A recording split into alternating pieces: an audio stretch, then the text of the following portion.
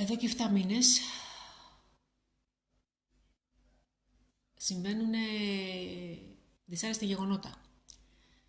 Σαν να έχει ανοίξει ο ισκός του αιώλου και λέει ελάτε και... Ανοίξαμε και σας περιμένουμε. 4 άτομα συγγενείς μου έχουν φύγει και σήμερα ήταν ο τέταρτος. Πρώτα ξεκίνησε ο πατέρας μου, μετά ένας θείος μου που έμενε στο διπλανό διαμέρισμα, έπειτα μια ξαδέρφη της μάνας μου και τώρα πάλι ένας ξαδέρφος της μάνας μου. Αγαπημένα πρόσωπο για μένα. Κάπου όπα όμως. Εντάξει, δεν μπορούμε να κάνουμε συνέχεια την ίδια δουλειά. 7 μήνες τώρα αυτή τη δουλειά κάνω. Πηγαίνουμε σε κηδείες. Πριν μια εβδομάδα το γειτονάκι μου, στο διπλανό διαμέρισμα έμενε. Μέχρι πριν 4 χρόνια που έφυγα από την πολυκατοικία, όχι πως είχαμε κάποιες σχέσεις ιδιαίτερες, όχι. Αλλά ένα παιδάκι του διπλανού σπιτιού, 13 χρονών. Είχε τα θέματά του, γενετής, δεν μπορώ να πω, κόλλησε γρίπη και η καρδούλα του δεν άντεξε.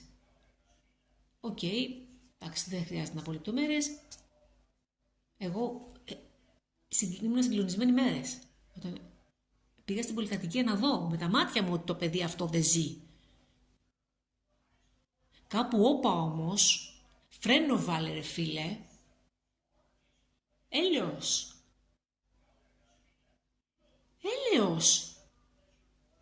Εντάξει, δεν λέω, οι άλλοι 4 μεγάλοι άνθρωποι έχουν στη ζωή τους, έχουν παιδιά μεγάλα, εγγόνια, είχαν κάνει ό,τι είχαν κάνει, οκ.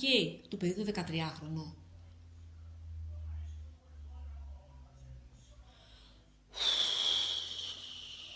Εφτά μήνες αυτή τη δουλειά κάνουμε. Σε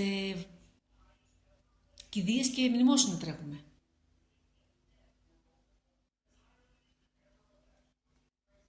Η γειτόνισά μου. Πέρσι, το Μάρτι, 40 χρονών, 45 μάλλον, αν θυμάμαι, 45 πρέπει να ήταν, ναι, 45. Από καρκίνο. Έχει αφήσει εκεί παιδάκια, το σύζυγό της και τα λοιπά τα 5 χρόνια.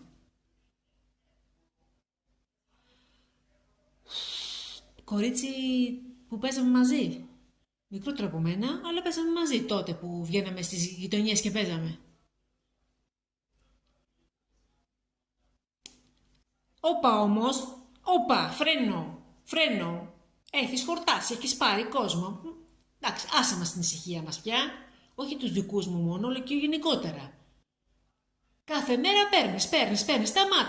Σταμάτα για κάποια χρόνια, μην παίρνεις κανέναν. Έλεος τώρα.